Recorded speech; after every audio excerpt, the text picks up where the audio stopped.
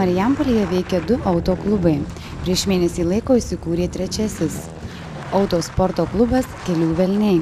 Šio klubo prezidentas Marius Jezinevičius sakė, kad pavadinimas kilo nuo jo pravardės Velnias. Jis sakė, kad autosporto klubo tikslai tokie.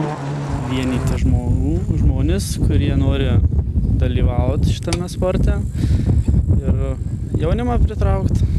Autosporto klubo Kelių velniai nariai yra įvairaus amžiaus. Narių yra 19, iš jų 2 merginos.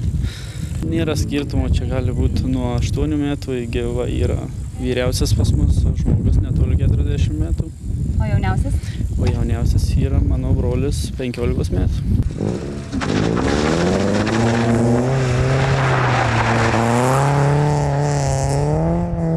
Klubo prezidentas Marius Jezinevičius sakė, kad norintys įstoti į šį klubą, svarbiausiai turi norėti visur dalyvauti.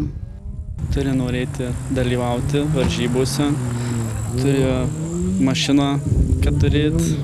Šiuo metu nėra, bet žadam pirkti mašiną, kad galėtų ir neturintis mašiną dalyvauti, sportuoti, norintys. Toliau žiūrėsim. O tą mašiną turėti, ar yra skirtumas, kokia ta mašina būtų? Ne, tikrai nėra skirtumų. Svarbu, žmogus norėtų važiuoti ir sportuoti. Autosporto klubo Kelių velniai viena iš steigėjų yra Vaida Plikaitytė. Aš kur toks vyriškas ganėtinai pomėgis pas tave? Aš visą laiką domėjausi mašinom, man patiko greitis, ekstremalus sportas ir dėl to paprasčiausiai. Klubo narė ir steigėja Vaida Plikaitytė sakė, kad šiuo metu yra 2 narės, tačiau jei atsiras norinčių visur dalyvauti, energingų merginų mielai priims. Pati Vaida ne tik esą klubo narė ir steigėja, tačiau ir varžybų dalyvė. O pati ar dalyvauji varžybose? Dalyvauju varžybose, padedu klubo narėms. Čia neseniai mes dalyvavome per Marijampolės dienas slalomo varžybose.